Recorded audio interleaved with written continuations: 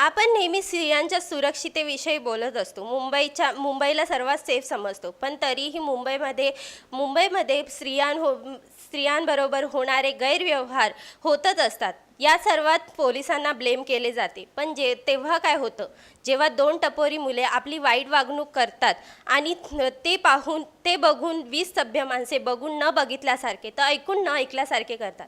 मला असं वाटतं की त्या माणसांना जर आत्ताच धडा शिकवला तर अशा घटना होणार नाहीत.